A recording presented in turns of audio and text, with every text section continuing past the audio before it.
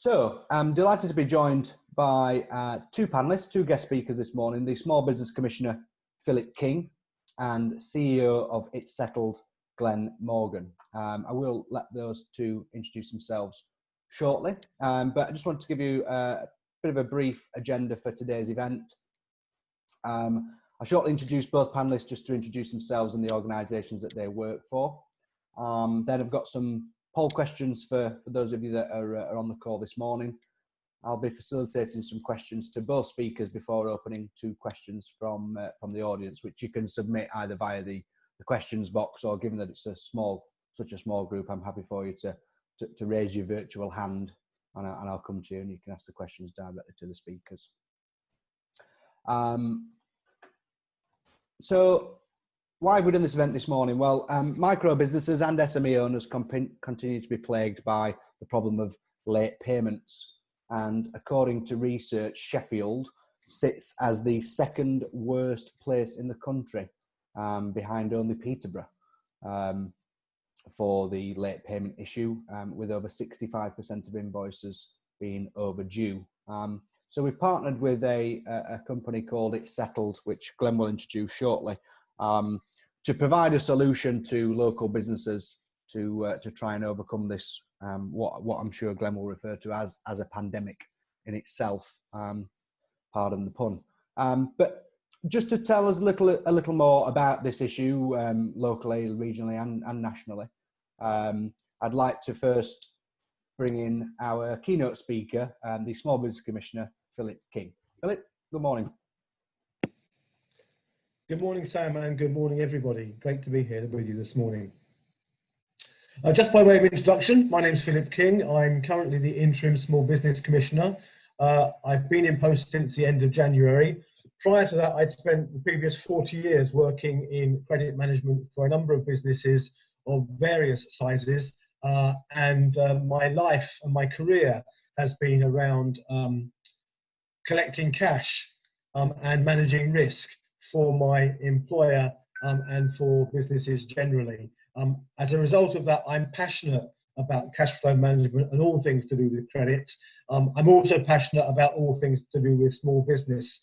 I think small business is absolutely vital to the economy of this country, particularly at the current time. I think in the months ahead, small businesses are going to be more important than ever, and we might come back to that a bit later on. But I'm living my dream at the moment because I absolutely enjoy talking to small businesses, and I'm spending my time doing that.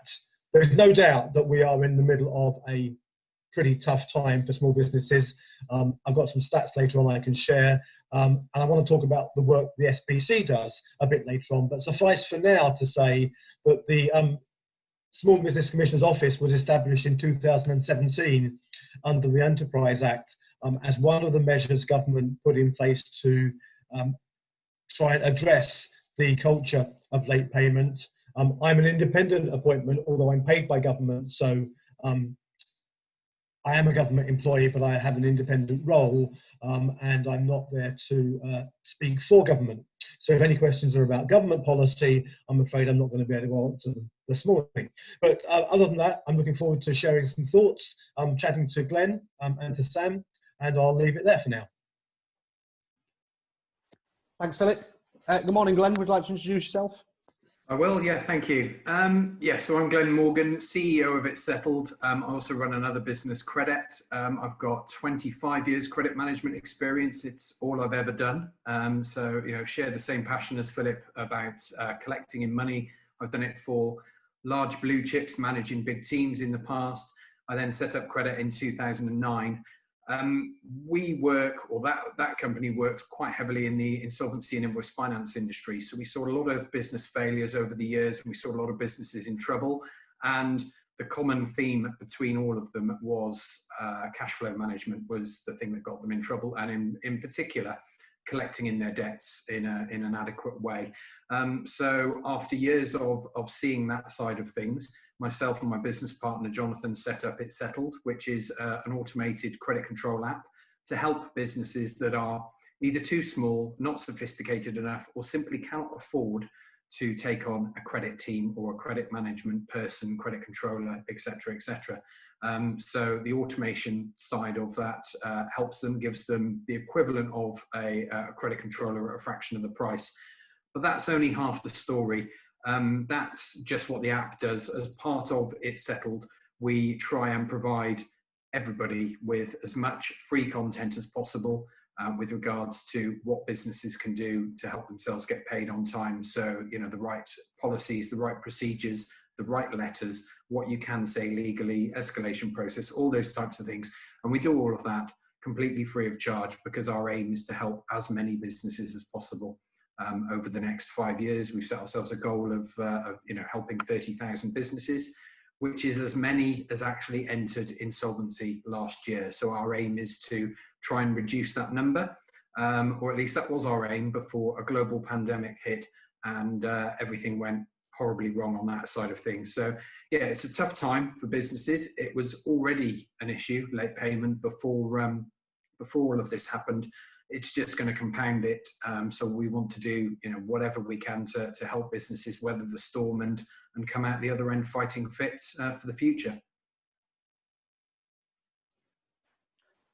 Thanks, Glenn. So just while I'd like to engage as many people on the call as possible, but just before I come to the polls, I'd just like to start by asking, I'll come to you first, Philip. What support is currently on offer from the government?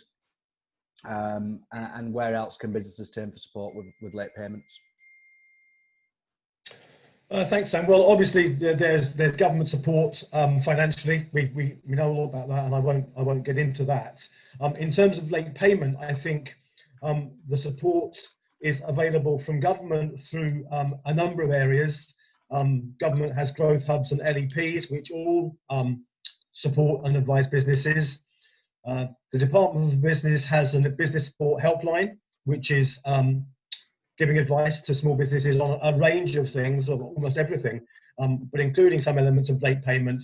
And where late payment particularly comes up, that gets referred to my office, because that's why we were set up. And I'll take a couple of minutes, if I may, just to talk through what my office does and how it does it. I think we do four things. We offer advice to small businesses. We do that free of charge. So a business can ring us, ask us anything to do with late payment. We will advise on, you know, contract setup, on payment terms, on invoicing, and anything like that. Where we can't help, we will signpost to organisations that can. So if we get calls, and we often get calls about things that are outside our remit, and we have good relationships with a whole range of organisations, and we'll signpost to those where we can. The second stream is that we collect money for small businesses. So if a small business rings us and isn't being paid by their larger customer, one of my caseworkers will pick up the case, will talk to the large customer, and will persuade them to part with cash, which they should already have parted with.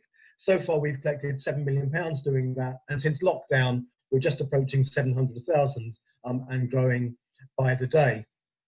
That again is a free service, and what we find is that the name of the Small Business Commissioner has a little bit more clout than a small business working in Sheffield. So it's a way of adding some impetus to the conversation. And we've collected money doing that. We collected £91,000 for a business a few months ago. Equally, a few months ago, we collected £524 for a business.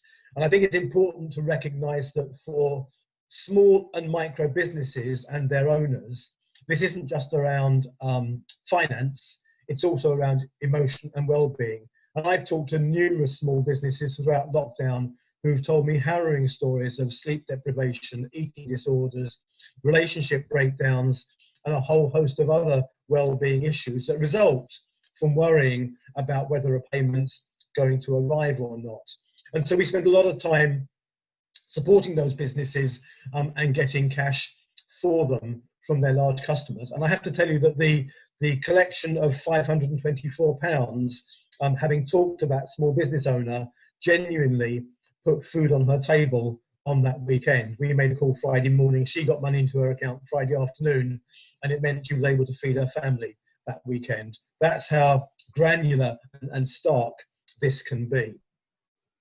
The third element is that we address poor practice. So when we identify poor practice, I have the power to issue a public report setting out what I've seen and setting out recommendations of how the business should improve its payment practice for the benefit of its smaller suppliers.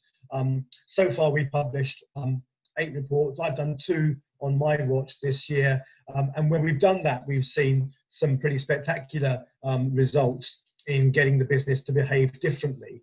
And clearly, being in our sights, being publicly named, has a reputational risk with it, and therefore businesses want to avoid that if they possibly can.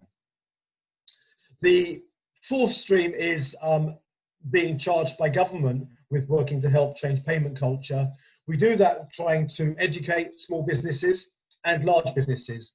So I spend a huge amount of my time doing webinars like this, talking to small businesses and giving advice and tips. We work with large businesses where we see poor practice.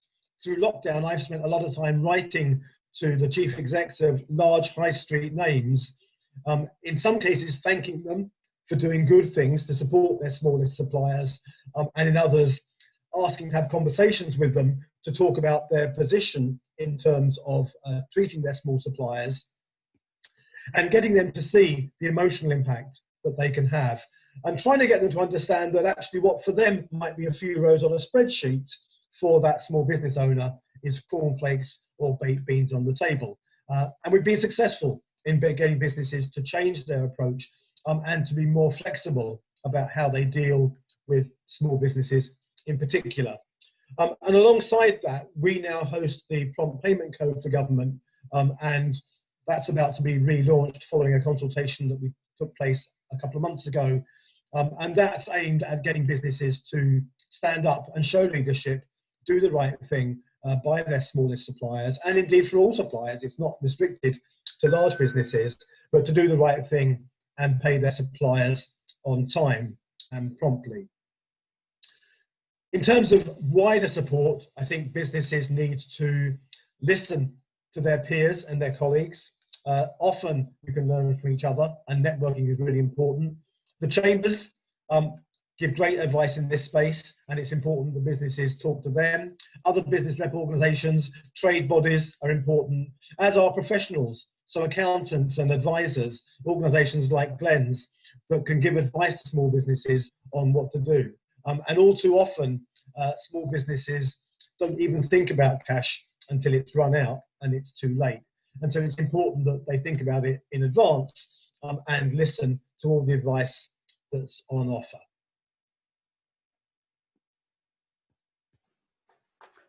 Thanks, Philip. Glen, I don't know if you want to just jump in. Yeah, I mean, obviously, Philip didn't elaborate on it, but yeah, everybody knows about the majority of the government support at the moment: the C bills, the B bills, the the furlough, the grants, and everything like that. I think the key thing for me is when furlough and things like that were extended until the end of March, and they said that C bills, B bills, etc., would be extended. What about those businesses that have already had one? Certainly with the B bills where they're capped at, at 50k, if that business has been struggling since March and they've spent that money, how do they get more? So I think, it's great that the measures and everything have been extended, but there's only a finite amount of money for certain businesses that is available. So it's not going to be enough for lots of small businesses, which is why, we're here talking about how they can maximize their cash flow for work that they've actually done. With regards to, I guess, where we sit as opposed to, the Small Business Commissioner's office, obviously Philip and his team do great work when late payment is referred through to them. We are trying to prevent that from happening in the first place. I mean, Philip's got reasonable sized team, he's getting good support, and obviously the government made the decision after the Enterprise Act that it was needing to be set up, but it's still, and I'm sure Philip will agree, is still the sort of tip of the iceberg with regards to the amount of people who need help versus the amount of people who do go to the Small Business Commissioner's office. So, you know, a lot of what we do is a step back from that. Yes, we quite often get instructed, you know, the itsettled app will work for businesses that have got overdue payment, but it's more about them having a defined, effective, tried and tested, legally compliant, all the other things, process that a business can rely on when they're going after one of the bigger companies that owes them money. So that that big company then knows that they mean business, knows that they know their stuff, and knows that they should be paying them on time. And hopefully by them continuing to use the process for all of their invoices, they don't have late payments, and they don't have then any need to refer them through. Because I think that's the ultimate goal of everybody, is that we don't have them, you know, in the first place, really. So I guess that's where we sit alongside.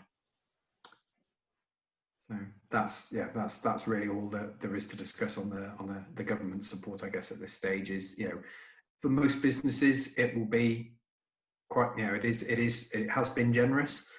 My concern is that with the extension of the loans in particular, is that for businesses that have already taken them and don't qualify for any more, then there's nothing there. But also, you know, I think there's been lots of online petitions and various other things about MDs of, you know, managing directors of limited companies that are small.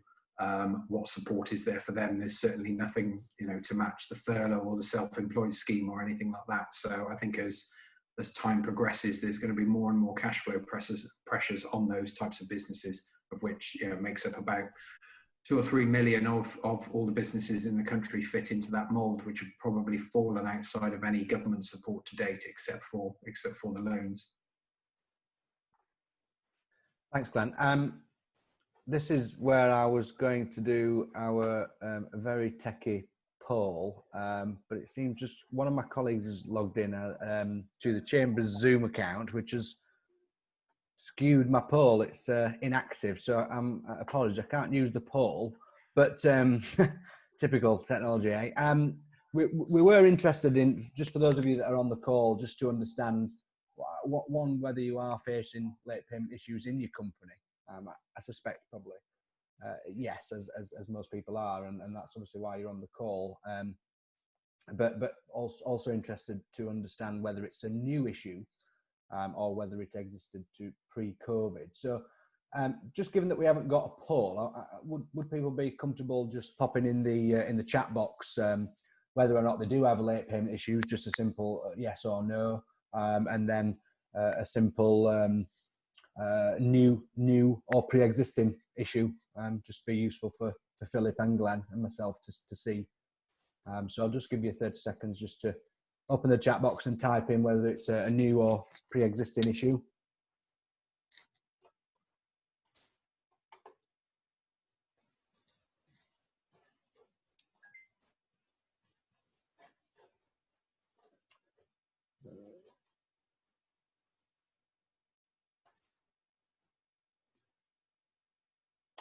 So we've got somebody that's just wanting to prepare. That's good. Yes, and it'll always happen, but obviously getting worse. So, Glenn, I'll come to you first. What practical tips can you give to businesses that are on the call now that if they see this problem arising in their businesses? Yeah, I think it all falls down to a process, really, and having a consistent process for all customers, whether you perceive them to be good or bad customers. And I'd like to stress, lots of people call somebody a good customer, but then they don't pay them. They're not a good customer. Not at that stage. They've got the potential to become a good customer, but doesn't matter what size contract they give you, doesn't matter how much you're invoicing them. If they're not paying you on time or even close to it, then they're impacting on your cash flow. So for me, it's about the preparation is about having all your ducks in a row, is knowing what you're legally entitled to do, what you're ethically entitled to do, what you can do with regards to escalation, but just making sure that once an invoice is sent, what is your follow-up process? We'd advise very soon after, make sure they've got it, make sure there's no issues with it. Then even before it's due, just a gentle reminder to remind them when it's due, and make sure, once again, if there's any issues, that you're dealing with them before it becomes due. A lot easier to do that, and you're under a lot less financial pressure if you're resolving any queries or dealing with any missed information, missed paperwork before that due date comes up. And then from the moment it goes past due and it's not paid, be aware of what you can actually say. You know, you might want to start off softly, but escalate quickly and get to the point that within 21 days of it being overdue, you're actually starting to really threaten them with something. Now, I know there's a balancing act between, you know, keeping them as a customer and getting your money in. And that's why I go back to saying, if they are not paying you on time, and certainly if they're not paying you until 21, 28, 30 days past due date, think what that's doing to your cash flow. Are they really the kind of customer you want a lot more work from? Is it just a one-off? Have they got a pattern of always paying you late? And then try and think what that's actually doing to your, you know, to your cash flow. Just a simple £5,000 invoice that's overdue for a month, that's £5,000 that you haven't had the benefit of, and you've had to find money from elsewhere to bridge that gap. So yeah, for me, it's all about getting a process in place and being consistent and treating every single invoice to every single customer exactly the same. Now, the good payers, you'll never need to escalate, because when you're making sure they've got the paperwork and you're chasing them before it's due, there won't be a problem. They'll be paying you. But at least the ones who do go overdue will know that you mean business and will know that you're going to be persistent. And it's more prevalent than ever now. It's about pushing yourself to the front of the queue. It's a horrible thing to think about, but you know, I remember working years and years ago in a role where I was the credit controller and the accounts payable lady was sat opposite me, and she literally sat there with a phone and a checkbook. And whoever rang, she would write a check to, and whoever didn't, or they didn't get any letters in from that company, they wouldn't get paid until such time as they're chased. So people don't enjoy credit control, but it is absolutely essential. And don't ever think it just starts after something is of an age where you'd possibly, you know, consider sending it through to Phillip's team, because lots of work should have been done prior to that. But it doesn't need to take a great deal of time. You know, a few minutes a day on credit control, and you know, it can really help. I think Phillip mentioned as well, and we're very passionate about the mental health impact that the cash flow difficulties can have. But also, I think we see a lot of businesses who they haven't necessarily got it specifically covered on the credit control front. So it falls to one person, sometimes the MD, sometimes an accounts lady, man, you know, whatever, who's been there for several years. And they'll try and do a bit of chasing on a Friday and then spend the entire weekend panicking that they couldn't get hold of anybody or that there's not enough money coming in. And we are a firm believer in the sort of eat the frog technique. So if it's something you don't enjoy, get it out the way quickly. Do it first thing in the morning and then move on. Give yourself that peace of mind that you are in control of everything within your business, and then you don't need to go off for the weekend worrying about your cash flow and your lack of bank balance because you've left it too late because you don't enjoy it. And you know, that's the key thing, is just get it done. Hopefully that answers the question. Yes. Thanks, Glenn. Phillip, do you want to add anything about how businesses, you know, practical tips of what businesses can be doing if they see this starting to arise as a problem? Yeah, for sure, Sam. So Glenn's talked about the inability to get more bounce back loans and so on if people are already up to the cap, and that's a real worry. I think the other real worry is that they're going to have to start repaying them next year, and that means that cash flow is going to be more strained than ever, and more important than ever. So these tips and getting paid right now is more important than it's ever been. If cash flow's always been king, it's now king, emperor, president, and whatever else you want to call it. But it's going to be absolutely crucial for businesses. And as I said earlier, one of the challenges is that businesses tend to spot cash when it's run out rather than on an ongoing basis. So I've got a couple of thoughts around this. One is that cash flow needs to be managed really carefully. Businesses need to know what's coming in and when, what's going out and when, so that if there's going to be a shortfall, they can plan for that in advance. If they need more funding, they can be talking to a funder or a bank or whoever well in advance of needing the money. There's nothing worse than trying to get an overdraft or a loan when you need it this morning. If you need it in 4 weeks' time, you've got some chance of getting it. I think the other thing is that using solutions is really important. So the sort of thing that Glen's done, the itsettled product, I've not looked at it in detail, but it puts a process in, and it's a cheap way of making sure that you are following up invoices. And there are many fintech solutions out there. All of the accounting software packages have collection options. So find a solution that works and use it, and listen to expert advice. Don't ignore that. I think for me, avoiding late payment and achieving prompt payment is a matter of 4 simple asks. The first ask is, who is going to be buying from me? And that sounds a bit obvious, but if I was supplying WH Smith in the high street, the last time I looked, WH Smith had 17 different trading entities in the UK. So it's really important that I invoice the right limited company, otherwise they can't pay it because they can't put it through for tax reasons. So make sure you know who's buying from you. Is it a sole trader? Is it a partnership? Is it a limited company? Glen said a couple of times that if someone's not going to pay you, they're not a good customer, and that's absolutely right.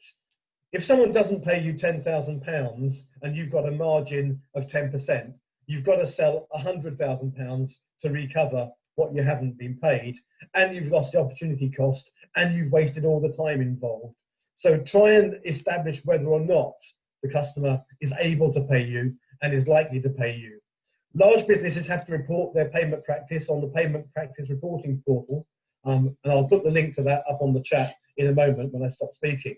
And you can look there and see what a payment practice a large business is how it's behaving, and that gives you a good indication of what you can expect, and gives you the chance to challenge if they're asking you for longer terms than they normally take. And if the business is signed up to the prompt payment code, that gives you indication that they are committed to paying on time, and it gives you a route for escalation if they don't.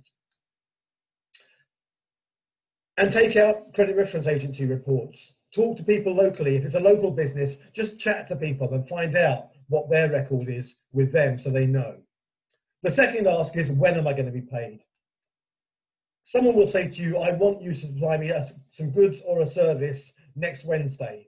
You're perfectly entitled to say, that's fine, when will you pay me?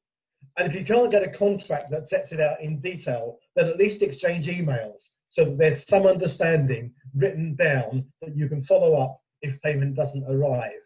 It's really important that you know that. And it's a question that Glen's talked about several times, about people's reluctance to talk about money and debt and chasing and so on. But if you don't ask a question before you start, you're going to assume one thing and your customer is probably going to assume another, and the chances are that they're going to be some way out from what you want.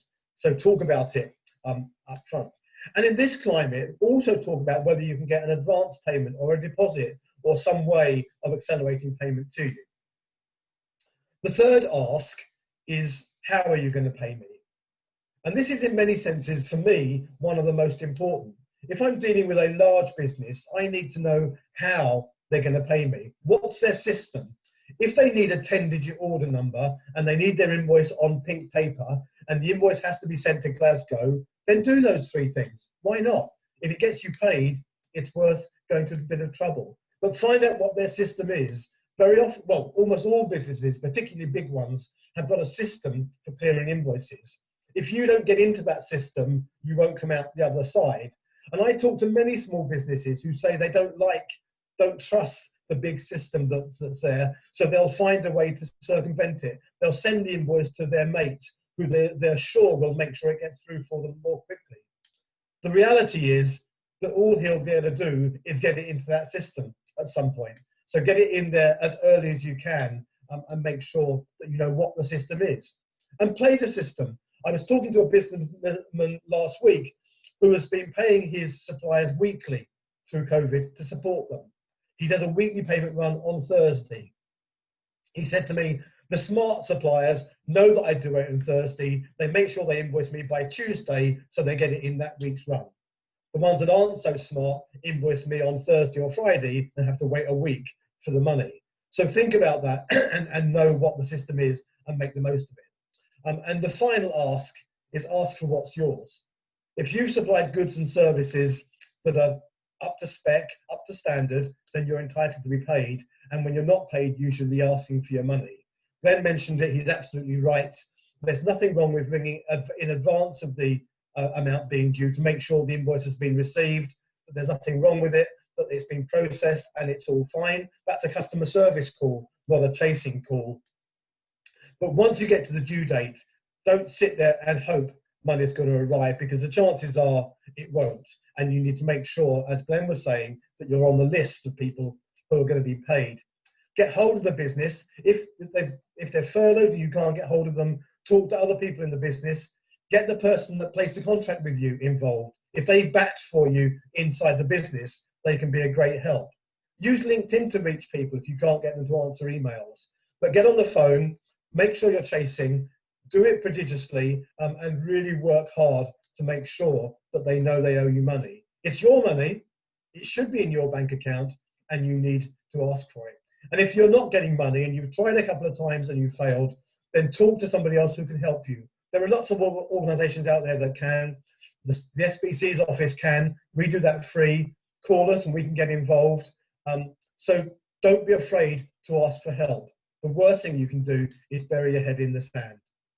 Be proactive. Thanks, Philip. And you answered my next question there, which was going to be, you know, what should businesses be doing now to bolster their cash flow? So that was great. Thanks. Yeah, I mean, I can add a little bit to that, if that's okay, Sam. So yeah, I mean, Philip touched on it, but for us, it's the same steps, but yeah, making sure that you know who you're dealing with. So a credit report is invaluable. Using one of, I mean, we use Credit Safe. I'm not trying to endorse them. I'm simply saying that a credit report that includes payment performance to their suppliers on it. So some credit reports will just show an analysis of historical financial information.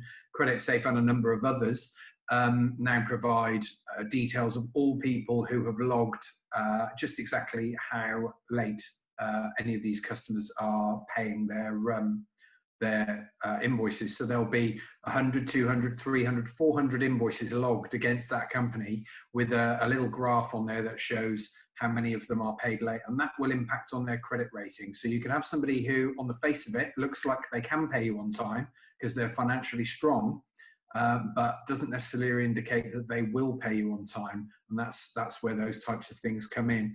And then looking at setting credit limits as another way of having an indication on your system. So, you know, if somebody's going to be on 30-day terms and spend 10 grand a month with you, why would you give them a £50,000 credit limit? You give them a £20,000 credit limit. So the most they can ever owe you at any one time is the first month of trading, and then 30-day terms added to that, whilst the next month of trading continues after it. You know, there's no need to have any higher than that. You want to have an early warning sign on your system that this company is paying you late. So I think getting those things and asking the questions that Philip said at the very front end, you know, who's the accounts payable contact? Who do I speak to? What day?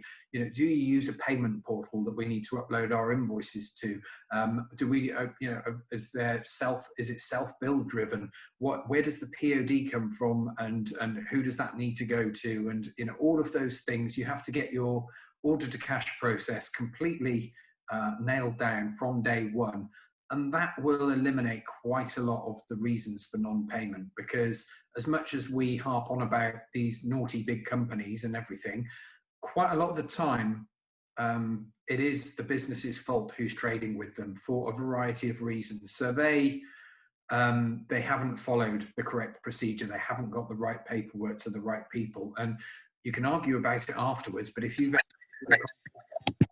entered into a contract with that big company, knowing what their procedures are, and then you do try and circumvent them, you've only got to blame if they push back on it and delay things. So, you know, nailing down exactly how to get an invoice paid is absolutely essential, right through from what systems are used, what backing paperwork, and what time of the week, and who, and everything like that.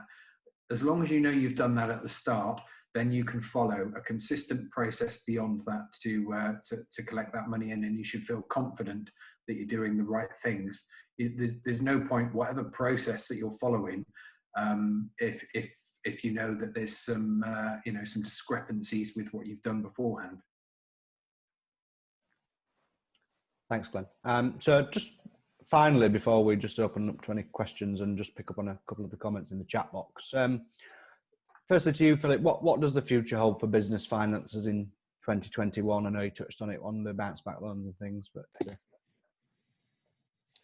well, I think 2021 is going to be tough. I think that businesses are going to have to be repaying deferred payments on rent in some cases, on tax, and start repaying on bounce back loans. That's going to have an impact on cash flow. I think the availability of trade credit is going to be restricted because businesses that are supplying other businesses are have to look at their risk, and they are going to see businesses that previously had no debt but now have loans representing a greater risk, and therefore they're going to be more selective about who they give credit to.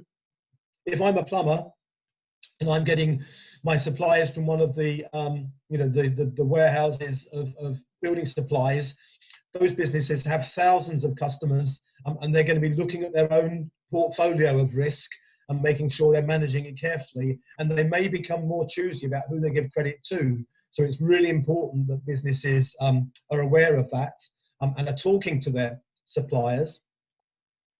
And I think generally, businesses are going to be in recovery mode, and they're going to be trying to get their business back on track.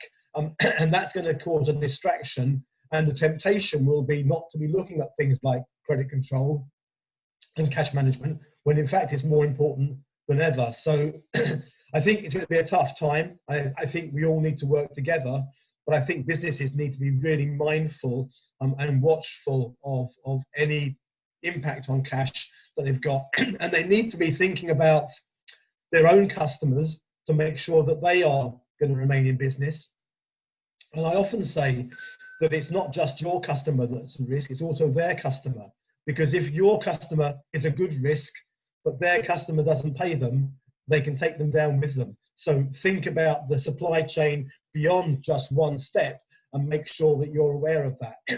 Knowing your customer and knowing their situation is going to be more important than it's ever been.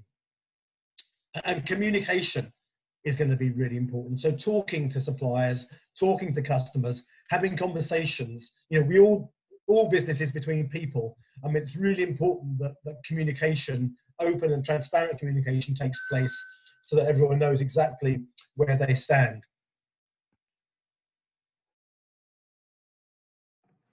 Okay.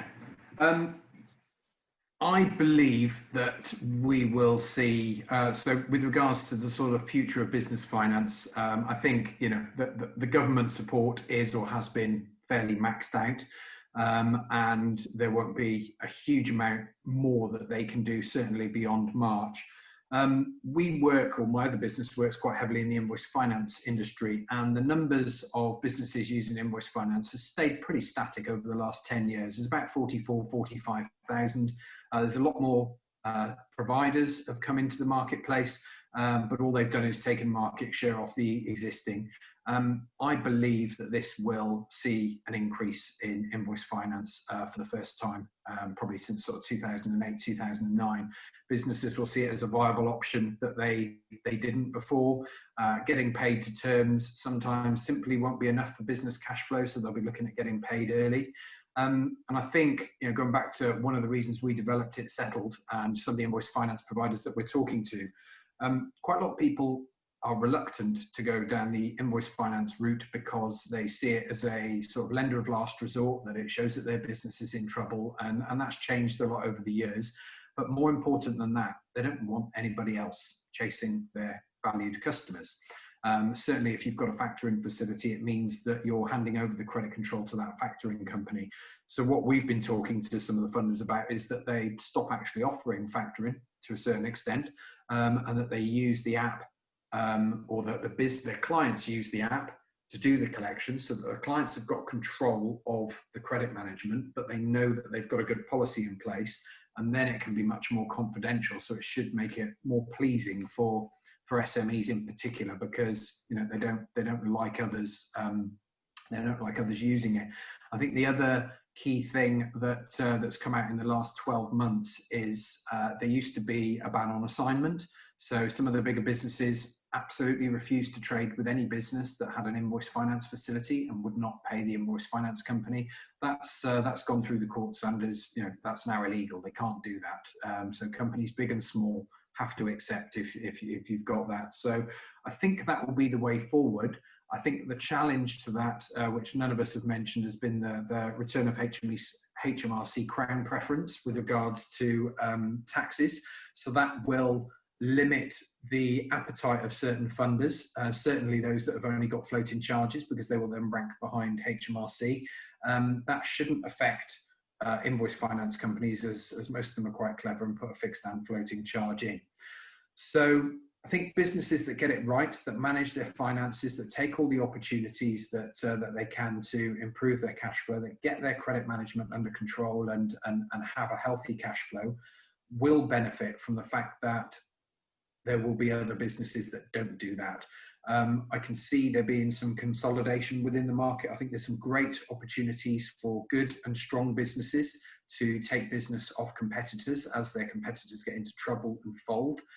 So I think any small business owner has a very strong right to be optimistic, providing they've got everything under control. Unfortunately, not every business will, but there are winners and losers in any economic cycle, and the ones that get it right will be the winners, because they will be able to take market share off their competitors, and they will be able to grow at their competitors' expense. They just have to position themselves with a strong cash flow situation, ready to take advantage of that. So yeah, it all sounds doom and gloom at the moment, but you saw it in 2008. I know from memory, 1991 and everything like that. Whenever you've got a recession, there are huge opportunities coming out the other side of it. What's different about this one is it's manufactured recession. It's not that everything around the globe was struggling and the output was down and everything like that. There wasn't a global banking crisis or anything. This was simply people were not able to go to work and do their jobs because the government decided that there were more important things, i.e. saving people's lives. So from the moment everything's opened up properly again, growth is going to go through the roof. And that is the most challenging time for businesses, more so than now, because they could take on big orders, they could run out of cash, they could overtrade. That's when the insolvency numbers go up. So making sure that you've got enough cash at all times, and what Phillip said. I mean, I'm one of these sad people within my business. I can tell you what my business bank balance is likely to be every single day over the next 12 months. I've got a lovely Excel spreadsheet. I'm a proper Excel geek. But I know when my expenses are going out. I know when predicted money is going to come in, and then you look at your turnover, you look at your predicted invoices, and you can manage so that if you have a spot coming up at some stage in the future, whether it's 8 weeks, 12 weeks, or whatever down the line, and that's your low point, and you're in danger of running out of cash, you can react in time to make sure that never actually happens. So all the support that's available, with things like invoice finance and asset-based finance and getting a loan and everything, in advance. So you're not under pressure. You're not speaking to any of these funders and saying, well, I need the money, as Phillip said this morning. You can say, I'm actually going to have a shortfall in my cash flow position, a temporary one, but it will be in 6 weeks' time. So I need something in place by then. And once again, going back to the mental health element, you don't have that anxiety and panic because it's planned, it's in the future, and you're reacting to it, and you're taking everything a step at a time in order to minimise the risk. Thanks, Glenn. Just conscious of time, so I would just like to open up to any questions that delegates may have. Just while, if you can either raise your virtual hand, and I can come to you, and you can pose your questions to either Glenn or Phillip or both of them, or you can post them in the chat box. Just while I wait and see if anyone's hand goes up or if any questions come through the chat box, I just wanted to well, to firstly thank Philip and Glen for the time. It's been really, really interesting and hopefully helpful to those of you on the call.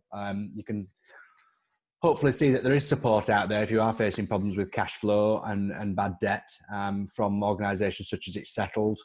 Chamber members, Sheffield Chamber members can get discounted access to their service, and hopefully you never need to, but if you should, that the Small Business Commissioner is there as well to mediate and support with late payments. I'm not seeing anybody's hand go up or any questions come through, so probably just hand back to Philip and to Glen just to give some final remarks. Philip, if you want to go first.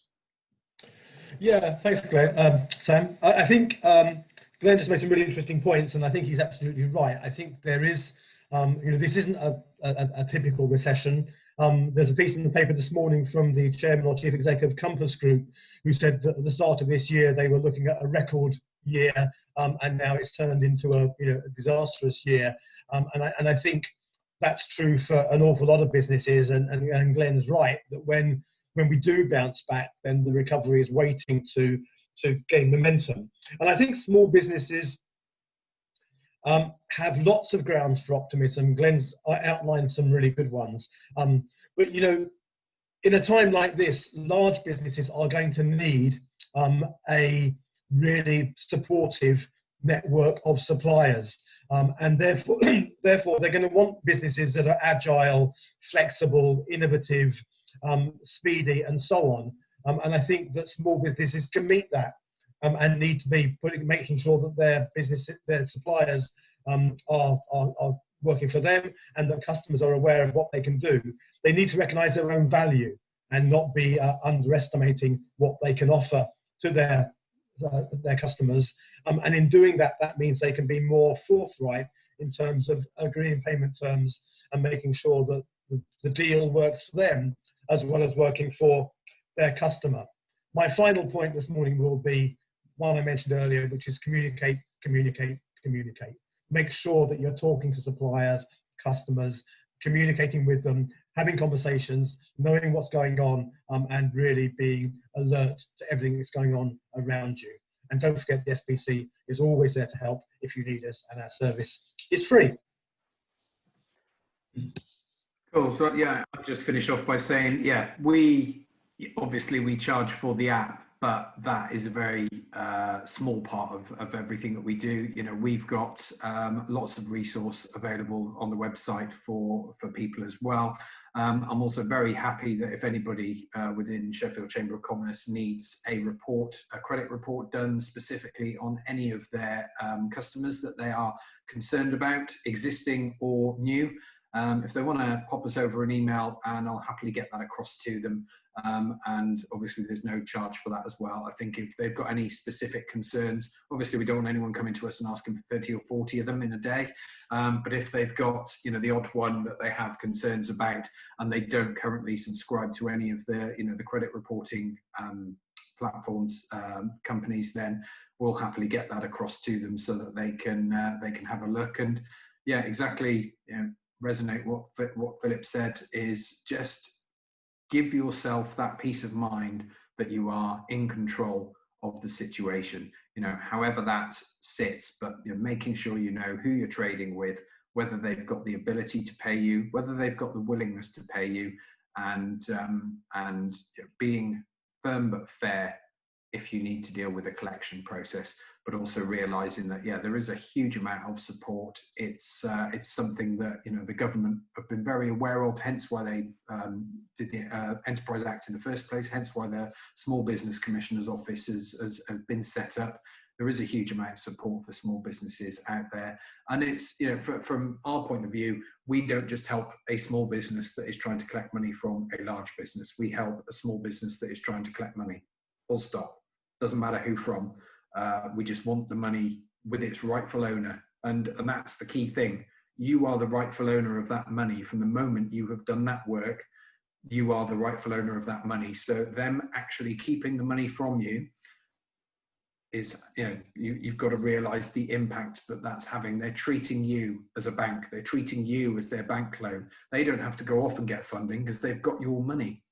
So you're then having to get it because of them.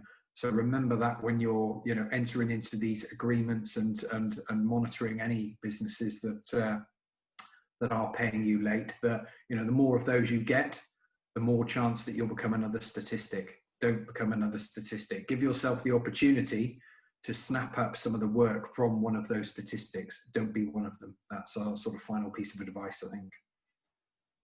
Brilliant. Thank you, Glenn, and thank you, Philip, again for both giving up your time this morning. Just for those remaining on the call, if you do have any issues at all with late payments, bad debt, you want any help, advice, support, signposting, please do contact a member of the Chamber team.